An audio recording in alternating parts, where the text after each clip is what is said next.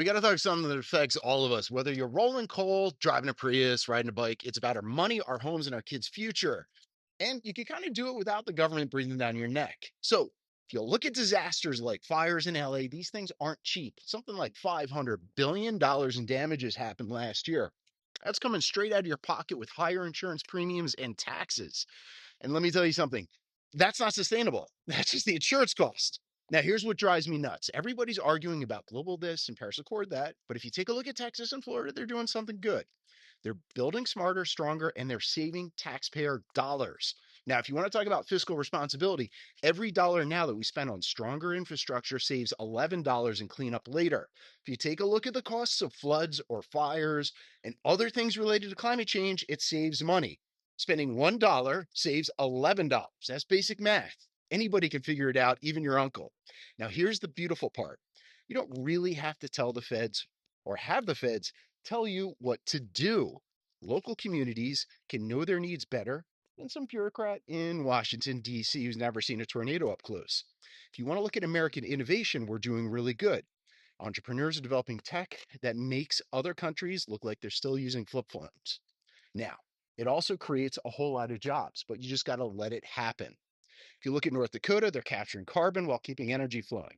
Texas is pumping oil, but it also leads in wind power, even more than in California. Yeah, you can do both, and it's not rocket science, but you kind of have to let it happen. The private sector is doing amazing things. You can disaster proof a home and make it fire resistant so stuff like the LA fires does not happen again.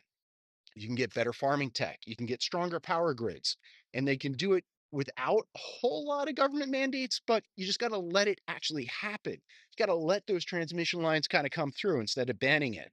It's not really about hugging trees. Think of this as protecting your property values, your business, and your family. Take a look at your insurance costs for your home, your insurance costs for your car.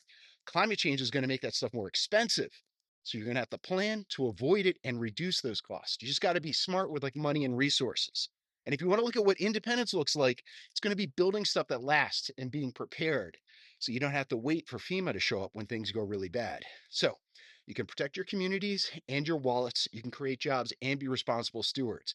And that is a really good goal. Now, you can kind of argue about like trying to save the planet and stuff, but if you want to build a stronger America that can handle whatever Mother Nature throws at you, you got to have some common sense. And that's going to mean some solar, some wind, some batteries, fireproof homes, homes that are elevated above floodplains, or maybe not building in some of those floodplains. And that saves you money with your insurance costs because people in Florida, people in Texas, you're paying more today because of stuff like climate change.